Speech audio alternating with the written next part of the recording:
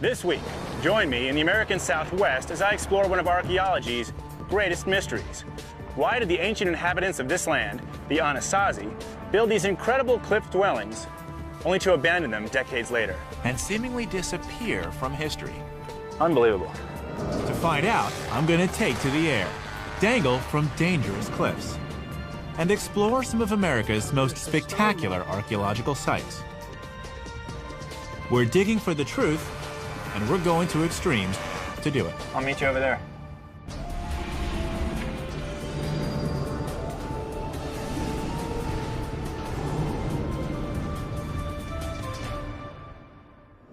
Mesa Verde, southwestern Colorado.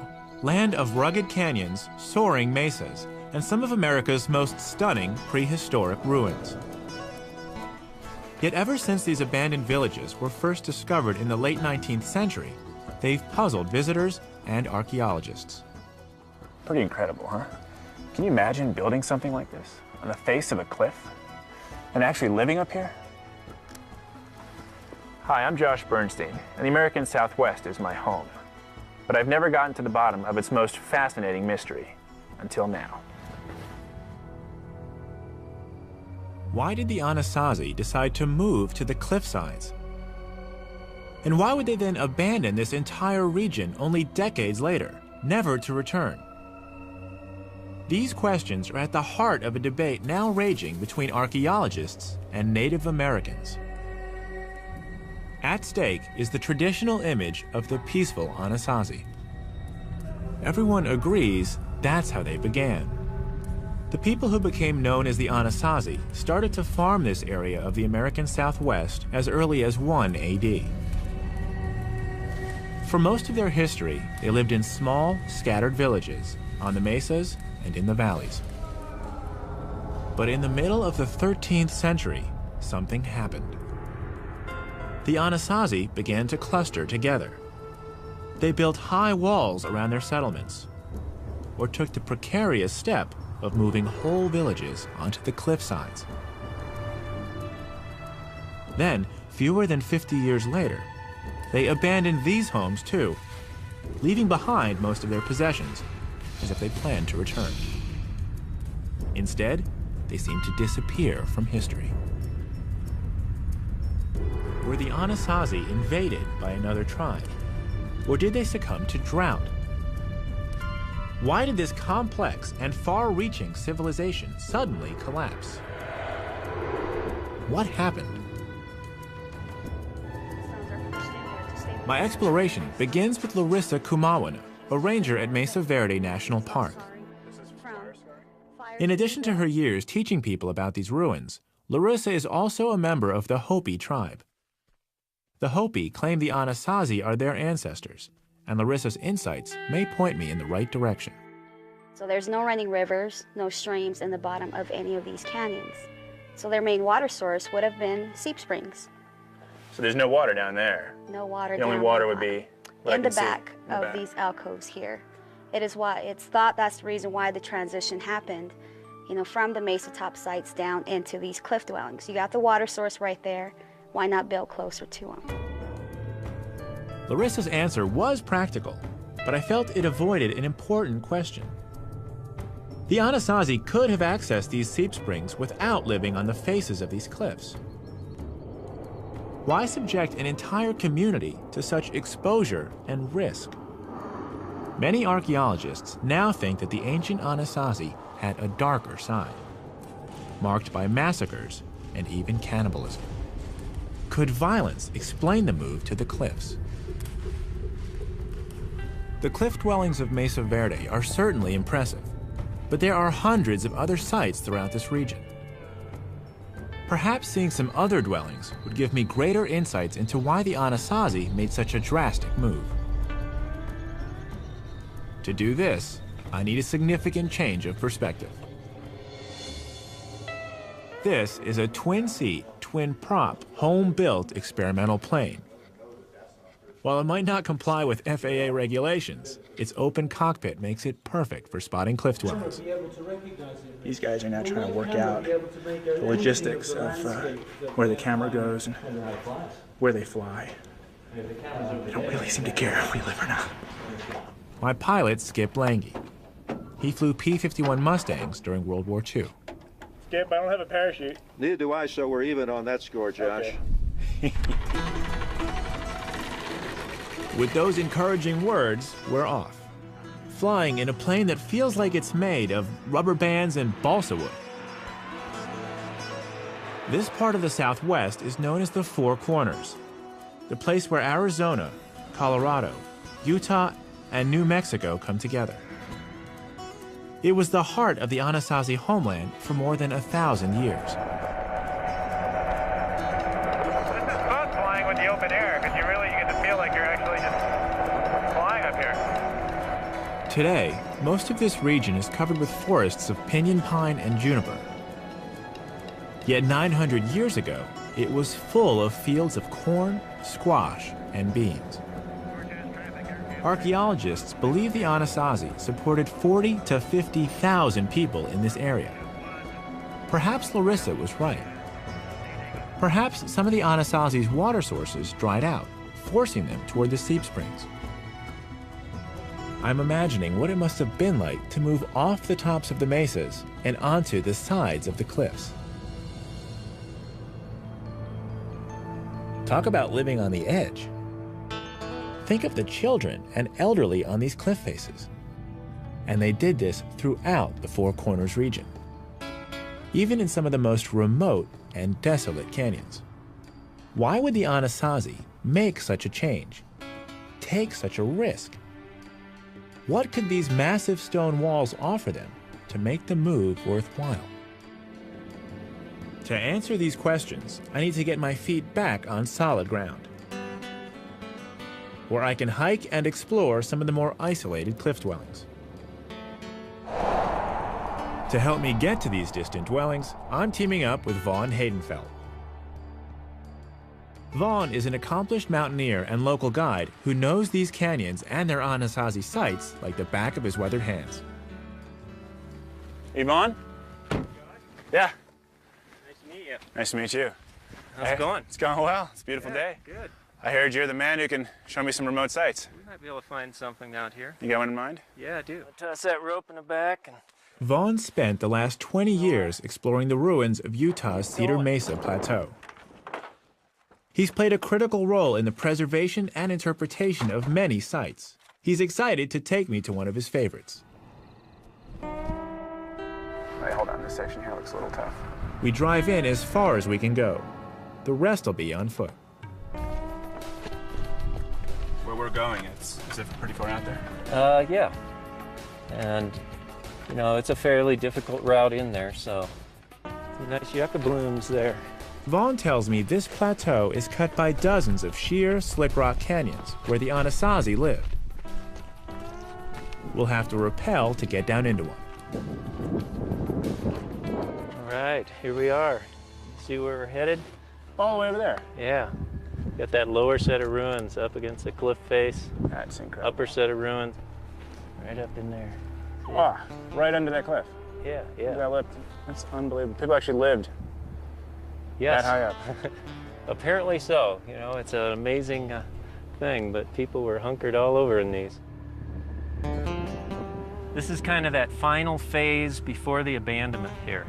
So people are getting defensive and they're starting to hunker into these little spots that have water. They're defending the water. I would think so. I mean, I think that's got to be part of what's going on.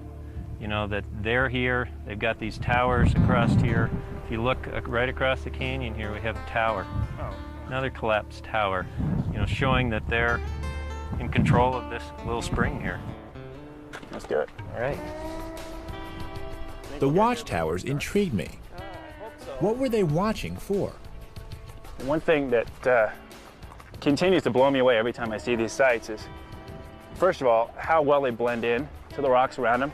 If you didn't know where to look, you can miss it like that. You would never see that thing. And second, why would they build on the face of a cliff? It seems like the worst place to be dragging rocks and making a shelter for the night.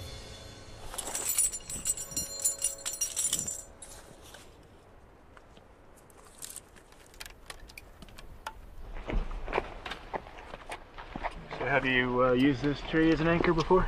No. Here. Okay, seems okay to me. I'm gonna How far down is the drop? Looks pretty far down there to me. One of these days, I'll get used to doing stuff like this. Hopefully the rope will get to the... As long as our rope hits. Rope. You know how to buckle it and all that? Have you used this kind of rappel device before? No, I don't do a lot of rappelling. Uh-oh. So, are you comfortable doing this? The walking off the cliff part will be all right. But you've never really... I don't usually use the rope. I thought you said you've rappelled. Yeah, I have rappelled. I just don't usually tie myself in. You feel, I mean, you guys, this is your choice here. I mean, They don't care if I die. I'm not... Thanks for good TV. The trick is the... Did I tell you? I love you, Mom. Just in case you forgot. The trick is the getting down to the bottom. Have you rappelled down this section before? No. So you don't even know when I'm... I don't do that. Yeah, I don't know what you're... but if you get hung up down there, there's not much I'm going to be able to do to help you. You mean if my feet get over my head? Yeah, or... What else could happen? Flip upside down? Yeah, just understanding how, how your descender works. Well, you said it's 2 ropes that's thick, so I'm going to be feeding it through. And this way I brake on, keep my feet wide. Right. Sounds good to me. What the hell? That's why we're here. And with that, I begin my descent. Goodbye, I love you. The really hard part comes halfway down, where the rock face just disappears. One wrong step here, my feet flip over my head, and I'm in serious trouble. I'm in southeastern Utah, rappelling down a cliff face. Just ahead's the lip, the toughest part. Poor footwork here will send my feet flying over my head, and I'll be left dangling hundreds of feet above solid ground. I'm past the lip. I can almost hear the sigh of relief from my guide, Vaughn Haydenfeld, who's easing me down. Navigating these cliffs gives me a new appreciation for the ancient ANASAZI who lived in them. It's their mystery I'm pursuing out here on Utah's Cedar Mesa Plateau. Why did the ANASAZI move into the cliffs and then disappear from this area 800 years ago? At Mesa Verde, I learned that Native Americans believe the cause was drought. But some archaeologists think it's a lot more complicated and violent.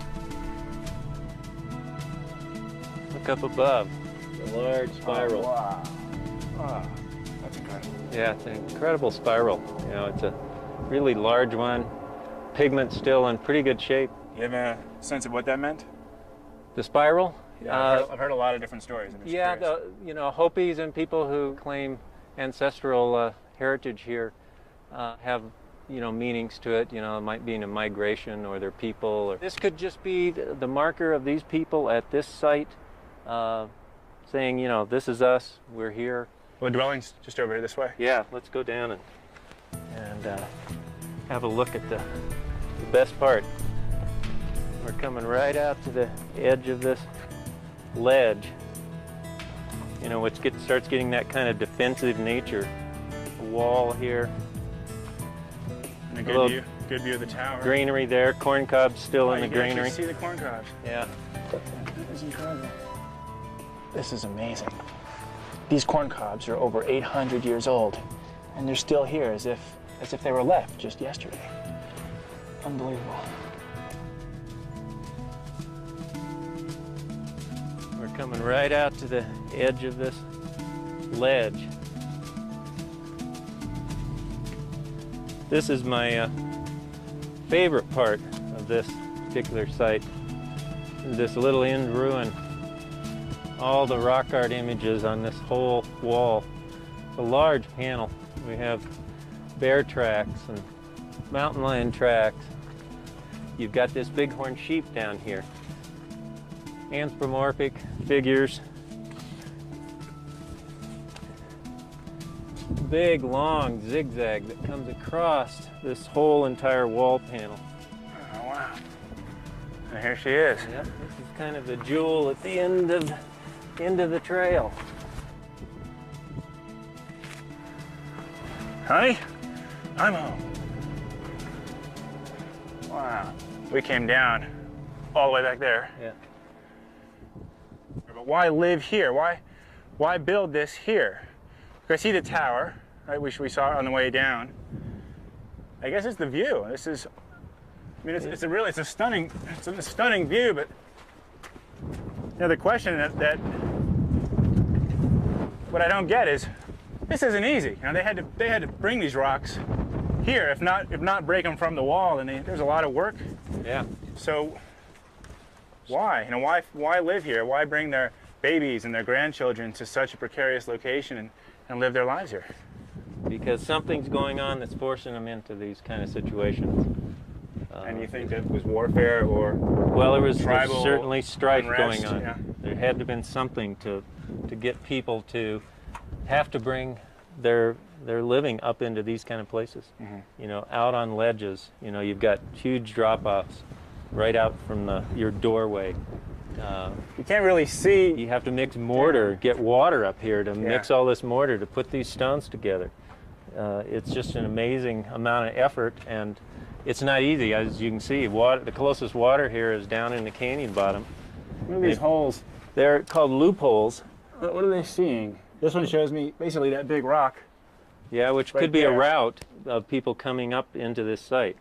So if you start looking at these, they're called loopholes. If you start looking through them, a lot of times along walls, they point in different directions and show you things happening. So some people would call this a very defensive posturing type of aspect to this architecture. You know, it could be, you could be looking at your water, you could be looking at a ledge where somebody might come across to come into your site, possibly to attack you, whatever. So some people interpret these as another kind of defensive type of posturing in these loopholed walls. You know, this is kind of the last structure on this whole ledge system. You know, is this the final holdout right here? We don't know. And I'd like to stay longer. The sun's starting to head down over the canyon rim, and we probably ought to start heading out of here. The ANASAZI's hideaway definitely felt like an outpost or watchtower. But what were they watching for? Vaughn says that their most likely enemy, the Navajo, didn't come to this area for at least another 100 years. In fact, there doesn't seem to be evidence of any other tribes around here in the 13th century. So who was the enemy? I need to find out what was happening to the ANASAZI before they moved into the cliffs. It's time to visit an old friend. He's a developer near Cortez, Colorado, just down the road from Mesa Verde. There's no bigger enthusiast about the ANASAZI. He's found hundreds of ruins on his land, entire villages where the Indians lived before they took to the cliffs. Hi, Josh. How are you? Hi, Archie. Good to be back. Great. You guys have been busy. Oh, we sure have. His name is Come on Archie inside and I'll show Hansen. you what we're doing. You haven't He's seen uncovered this. some pretty incredible evidence which could explain what drove the ANASAZI to take refuge. A lot of new sites. A lot of them, and we've done a lot of work here. How many are you at right now? Well, we're up to about 215 sites across the property right now. And you can come out and Archie's prize site is this partially reconstructed pueblo that probably housed about 20 people or 4 families. way over there in that kiva. So we have quite a network. It was occupied continuously from around 650 to 1150 AD. One of the most fascinating things Archie's found is a maze of tunnels that connect the communal rooms, or kivas, with the other living areas. And I've just got to explore where they go. But I find out the hard way how small these people were. The men were about 5'4", the women only 5 feet tall. Tight squeeze, Arch. At 6 feet and 180 pounds, I can barely squeeze through. And this is only the beginning of what Archie's excavations have uncovered. Look at all these pot shards. Look at this. I mean, can you imagine finding this many pot shards? And this is just a small tray sample. Look at these. Look at this. Look at this corrugated pot. You can imagine finding that, not just on the trail, but on your own property. It's stunning. I would be excited. I'd be excited if I just found this piece. But he's got buckets and buckets and buckets and buckets. Look at all these studies. Macrobotanical remains, bioarchaeology of disarticulated remains, faunal remains, disturbed sites. He's invested so much time, and the benefit is that all of us get a much clearer picture of who the ANASAZI really were. And what Archie and his team of archaeologists have found is far from the traditional image of the peaceful ANASAZI. Are you finding any bones in your sites here? Oh, everyone. Everyone? Yes, we did. We found several bodies over here. We found over in the end one. So the picture here was not one of a peaceful village. Well, that they didn't leave this in a peaceful condition. This is evidently the end of the trip for them. This was death and violence. There were 3 sunken kivas in this pueblo. They were once the heart of ANASAZI communal life, This is beautiful. but they became the scene of horrible massacres, with strong evidence of cannibalism. Did you find any bodies or any bones in here? In this particular one, no, but we found some that were in the center one and the other one down at the end. All of them indicated cannibalism? Everyone contributed to it. Yes, they were broken up. There are many different signs. The signature of cannibalism is extremely positive. There have to be 7 particularly salient facts. They're just to numerize some of them. Pot polish on the end of green strict fractures. They have to have the bones broken open, the marrow extracted from that, bodies disarticulated, heads missing, vertebrae there, no hands, no feet. Unfortunately, This is controversial stuff. Native Americans strongly object to their ancestors being characterized as cannibals. Yet many archaeologists find the evidence in ANASAZI sites compelling. They cite signs like pot polish, tiny areas of polish that form when a bone is cooked in a clay pot, and cut marks and abrasions that are identical to those seen on animals which have been consumed.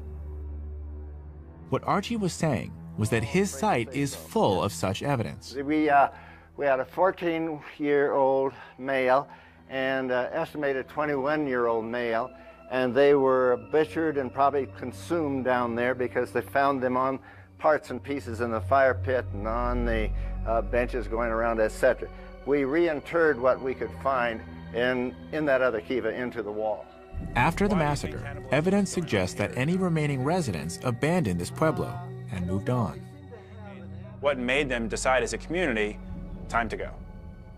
Well, I think that if I was back in that day and age and I had a marauding force come in here and wipe out an entire pueblo where I was living, stuff bodies in the kiva and everything else, that I would think was not a very good place to live, and I think I would move. I would want more protection. So you're saying that the warfare wasn't internal. There was actually marauders coming into these communities? Well, you've opened a whole box of guesses about that one. And my guess would be that they were outside external forces. Was it a neighbor who did not have sufficient food and you had a food supply? Or whether they were people coming from Mexico, which is a big conjecture about this thing at this time. Using Archie's Wi-Fi network, I searched the web for evidence of ANASAZI cannibalism. Suspicious bones have been found at about 50 archaeological sites. Not a lot when you look at the whole history of the ANASAZI, but the curious thing is that almost all the evidence dates from the same period, beginning around 900 AD and peaking around 1150. These dates correspond exactly to the time when ANASAZI civilization was dominated by a place called Chaco Canyon, a city as mysterious as it is grand. It's also in the middle of nowhere. Mutilated bones, evidence of cannibalism.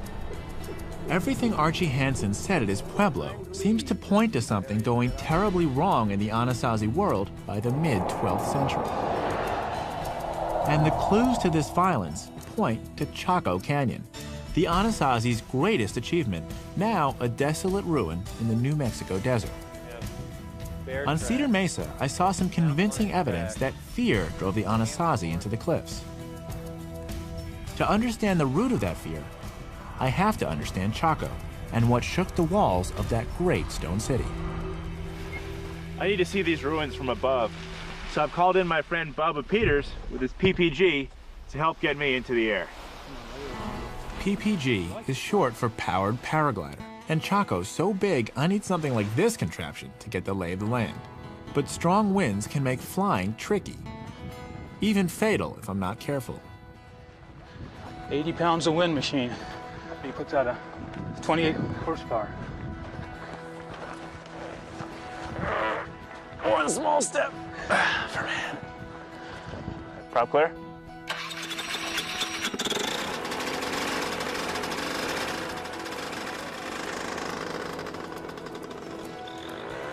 If you can run 30 feet with 80 pounds on your back without getting out of breath, you can fly a PPG. If it's calm, you can travel about 25 miles per hour and stay up for 3 hours on just 4 gallons of gas. Pretty economical for views like these.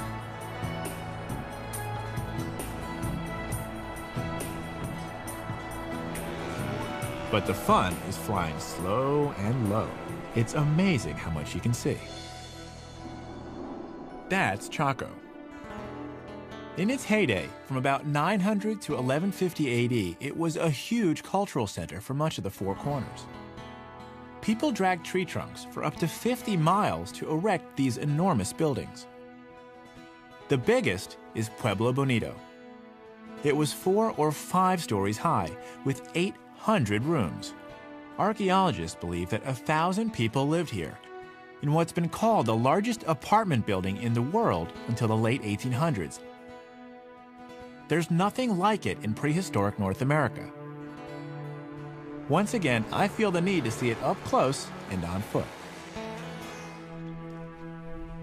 Chaco was much more than just a city. It was a ceremonial powerhouse where people gathered from miles around to worship their gods in great kivas like these. But by 1150, the city was completely abandoned, its inhabitants scattered. Archaeologists are still trying to figure out what went wrong. Was it drought? Too many people with too few resources? Or did something more sinister take place to bring down this great city? The crumbling stone walls don't offer many clues, but the wooden beams might. I've come to one of the only intact rooms left in Pueblo Bonito. Is this really a prehistoric beam? Oh yes, this is the original roof support of this room. Wow. And we're going all the way to the center of the log? Center of the log, where the pin Drilling is. into an ancient roof beam may seem pretty strange. But when studying structures like Chaco, this is one of the most important tools archaeologists use. 18-volt DeWalt. I'm getting what's called a core sample, a little piece of wood that can help determine when this room was built. Dendrochronology is the science of dating wood by studying tree rings, and nobody knows more about it in the American Southwest than Dr. Jeff Dean. How accurate? I'm just wondering, how accurate is the data? Well, when we take this core back to the lab and analyze it, we can date the year in which that tree was cut down. Really? Yeah, like there is no plus or minus. This is, say, 1120. And it's 1120 and not 1119 and not 1121. Is that far enough? Yes. 10 minutes later, and I've got it. First we take this My own piece of data to add to the scientific record. All right, let me show you what we have here. If you hold out your hand, we should produce a core from the log. Amazing. Ooh, it's warm. You can blow the sawdust away. Ooh, I dropped the core. Still good. Okay, well, let's take that Turns out this little sample carries an amazing amount of information. Tell me what we got. Yep. Let me show you what we just did in there. This is a cross-section of another Chaco beam. So this core is dated by matching the ring width variability in this sample to ring width variability in this one. So each, let me make sure I get this. Each ring is a year. Each ring is a year. Big rings mean wet years. Small rings mean dry years. And then by laying this core sample against it, we can find out where the core sample where this is. goes in the, in the years. That's right.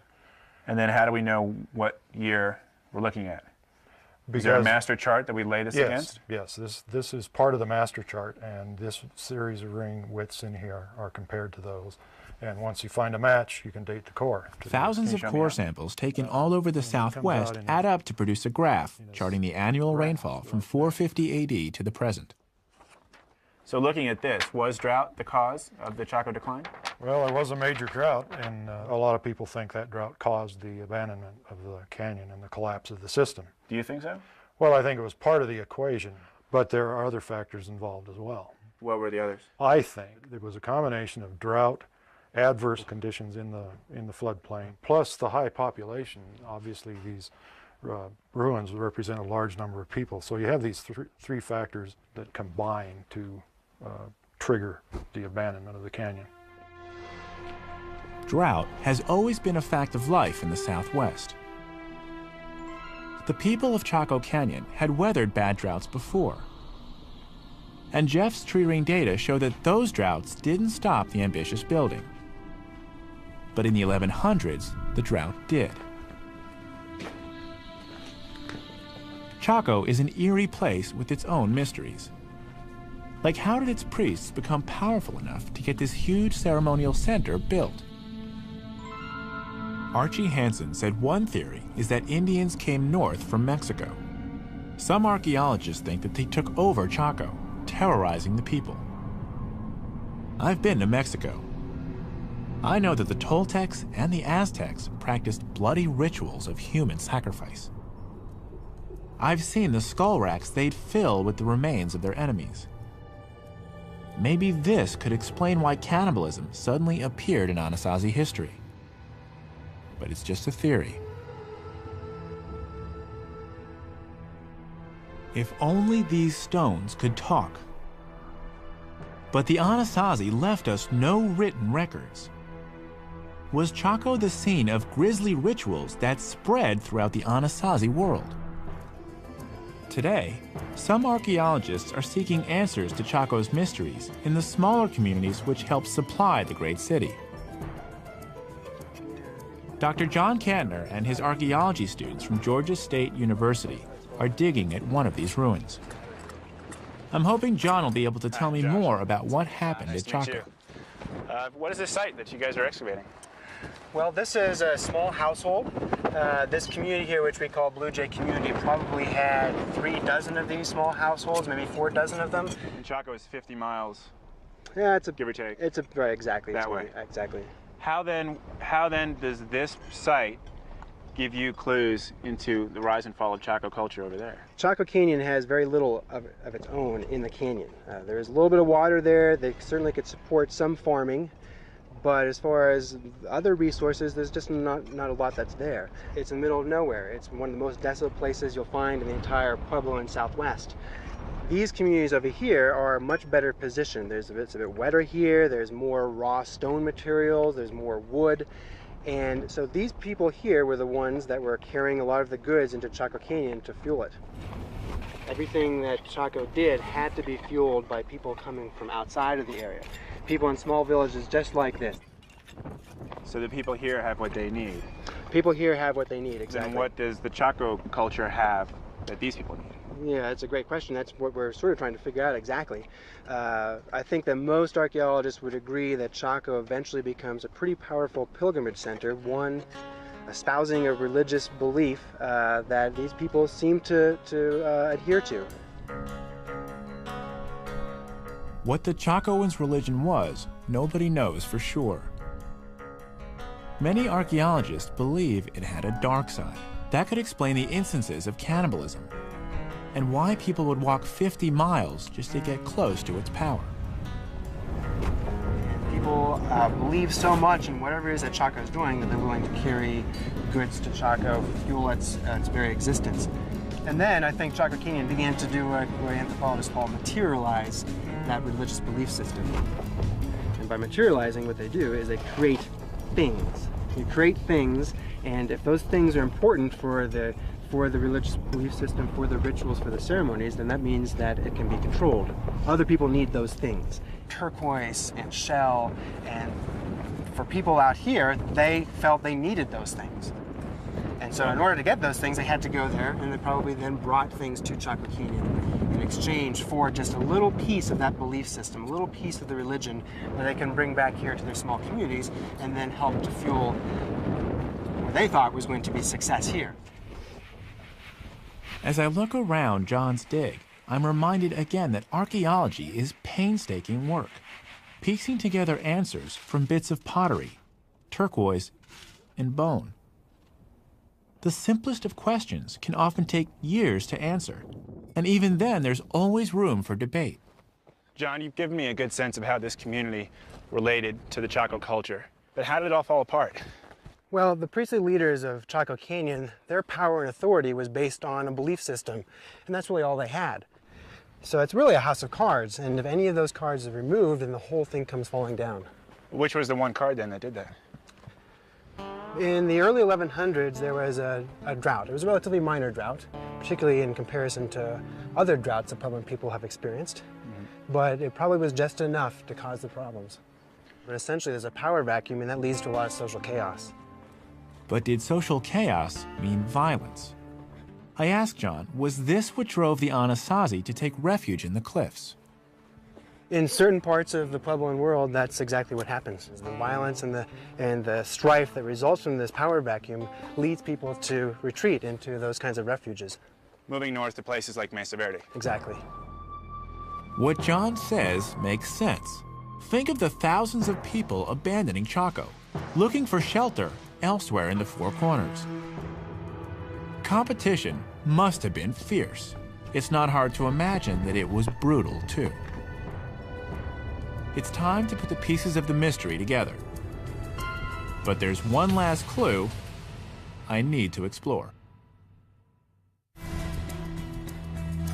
At John Cantner's dig, I learned that many archaeologists believe that the fall of Chaco Canyon around 1150 AD brought social chaos and violence to the ANASAZI world. That's about the same time cannibalism peaked, and when Archie's Pueblo experienced its brutal massacre. Is this the answer to the ANASAZI mystery of why they moved into the cliffs and then abandoned the Four Corners?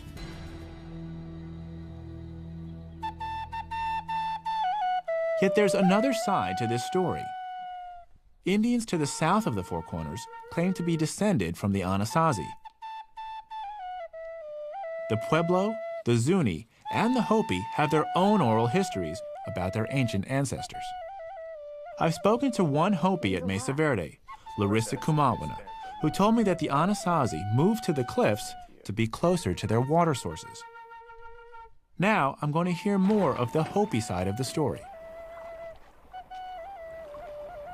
I've come to southeastern Utah to the San Juan River to take a trip and take a look at their rock art. There's a few petroglyphs just downriver from us. And to see if I can get a feel for the culture, I've arranged for some Hopi elders to take a ride down the river with me. Hi. Hello. Are you Wilton? Wilton Kuyabuhema and Dalton Taylor are elders from the Hopi Reservation in Arizona, south of the Four Corners. Dawa Taylor is Dalton's son. Nice to meet you.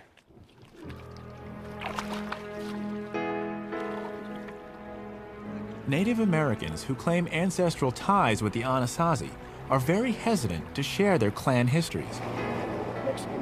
It's private, and out of respect, I'm cautious with my questions. Do you have a personal perspective on the ANASAZI and what they did out here? The ANASAZI, I think there's one misunderstanding about the word ANASAZI. Yeah. And in Hopi, we call them Hisatsino. Hisatsino. People of the past. The term ANASAZI isn't exactly popular among people who claim to be their descendants. That's because it's a Navajo word that means ancient enemies. Today, many prefer to use the term ancestral Puebloans instead of ANASAZI. We near a bend in the river. The elders are quiet, so I'm quiet too. But I'm hoping that the petroglyphs we'll soon see will be enough to set them talking.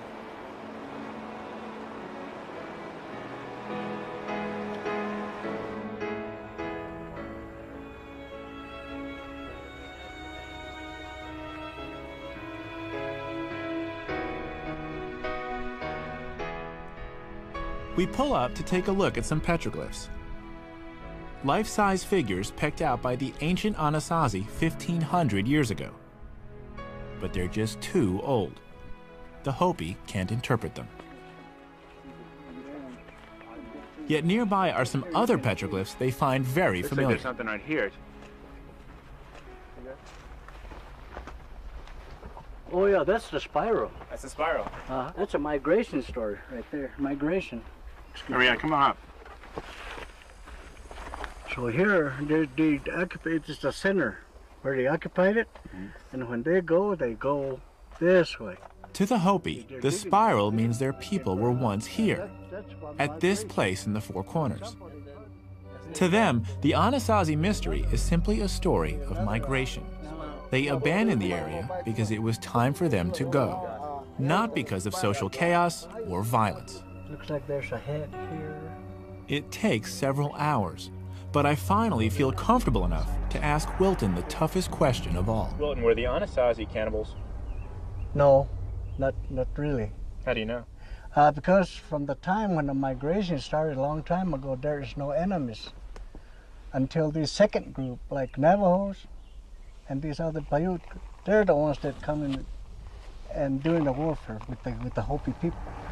Because of this? To the Hopi, there were no enemies before the Navajo. It's not a new one. And they didn't come to the Four Corners until long after the ANASAZI were gone. But what if the enemy wasn't an invader? And the other one is... I remember what Vaughn said to me on that remote ledge in Cedar Mesa. My opinion, there was all sorts of conflicts going on. Probably, my guess is, among people living here, not outside forces necessarily. Some people do think that there was an outside influence of other people coming in and putting pressure on these people. My guess is it's probably people, maybe in the next canyon over. As I learned from Vaughn, Archie, and John Cantner, violence and probably warfare drove the ANASAZI into the cliffs. But it's most likely that their enemy was none other than the ANASAZI themselves. As for the second half of the mystery, the Hopi story of migration fits. The ANASAZI didn't disappear. They simply left the Four Corners. The tree rings show that a great drought descended on this area in the late 13th century. Weary from decades of fighting, the survivors most likely did what their ancestors had done ages before. They migrated south to begin a new life. On our last stop, we visit the River House ruin. It was a sacred place for the ancient ANASAZI. It still is for the Hopi today. Be alert and wake up, people. We make an offering of cornmeal. New evidence may one day settle the issue. But for now, archaeologists and modern Puebloans continue the debate, searching for clues left in the steep stone walls of America's Red Rock Canyons.